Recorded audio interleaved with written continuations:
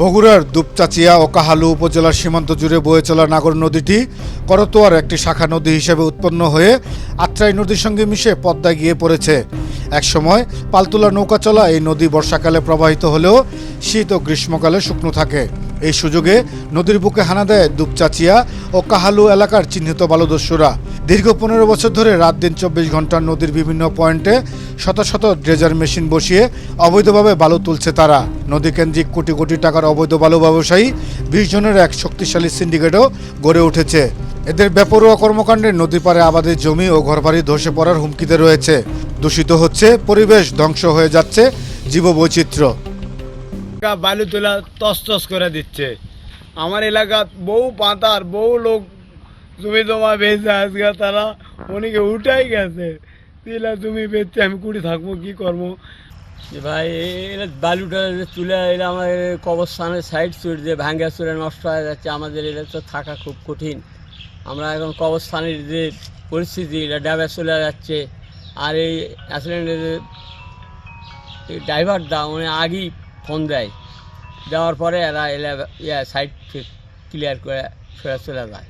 ক্ষতিগ্রস্ত এলাকাবাসী বহু চেষ্টা তদবির করেও বালুদস্যুদের কবল থেকে জমি ও ঘরবাড়ি রক্ষা করতে পারছেন না। অবৈধ টাকার কাছে জিম্মি হয়ে আছে প্রশাসন। বছরের পর বছর অবৈধ বালু ব্যবসায়ীদের দাপটের কাছে কেউ টিকতেই পারছেন না। স্থানীয় উপজেলা প্রশাসনের পক্ষ থেকে মাঝে মধ্যে ভ্রাম্যমাণ আদালতের লোক দেখানো অভিযান চালানো হলেও বালু তোলা বন্ধ থাকে না। অভিযানে আসার আগে প্রশাসনের ঘনিষ্ঠ পেড এজেন্টদের মাধ্যমে খবর পেয়ে সটকে পড়ে বালু উত্তোলনকারীরা। আমাকে থেকে আর মনে করেন নদীর কাটা, আমাকে মনে করেন যে গোরস্থান টুরস্থান মানে যে বাড়ি ঘর ভেঙ্গা চুরে চলে যাচ্ছে। আমরা বাধা দিচ্ছি, কিছুই শুনিচ্ছে না। আত্মেরা আসে, পুলিশেরা আসা ওলা সব ভেঙ্গা চুরে থুয়ে গেলে টাকা দেয় না কি দেয় জানি না। আমরা আবার আসে আত্মের বেলা মানে 10টার দিকে আত্মেরা আসে, আবার ভোর 5টার দিকে ওরা বন্ধ করে।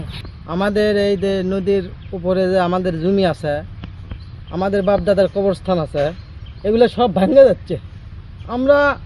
আমরা যদি এখনই মৃত্যু হয়, আমাদেরকে কোথায় কবর দিবে? আমরা যদি কিছু বলি আমাদের হুমকি দেয়। আর এই যখন বালু তোলে তখন ওই ঘুষ খায়, ওই এসিল্যান্ডে ঘুষ খায়। 50,000 টাকা দিলে আবার 1 মাস তোলে।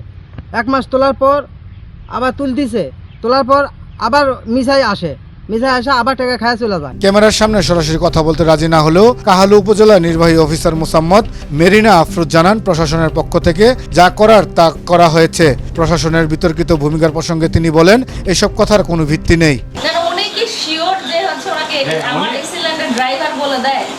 ওরা যখন তাদেরকে আন্দাজে একজনকে বের করতেই পারে, বাট আমার ড্রাইভার সম্পর্কে বলার আগে ডেফিনেটলি তাকে তথ্য প্রমাণ যুক্ত করে তাকে এটাকে বললাম। এটা তো যে কেউ যে কথা বলতে, আমরা অজস্রবার বলছি যারা ফোন দিছে যে ভাই আপনারা গিয়ে একটা নিয়মিত মামলা দিয়ে দেন।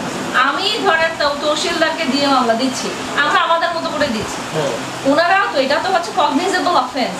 এটা যে কেউ যে কোনো জায়গা থেকে মামলা নিতে পারে, ইভেন পুলিশ নিজেরাও কিন্তু মামলা দিতে পারে রাষ্ট্রপক্ষের হয়ে। বালুদস্যুদের হুমকি ধামকিতে অনেকে ভয়ে মুখ খুলতে চান না। নিরুপায় হয়ে দেয়ালে পিঠ থেকে যাওয়া অসহায় মানুষগুলো জমিজমা ঘরবাড়ি রক্ষায় প্রশাসনের হস্তক্ষেপ কামনা করছেন। জয়নাল আবেদিন, আনন্দ টিভি।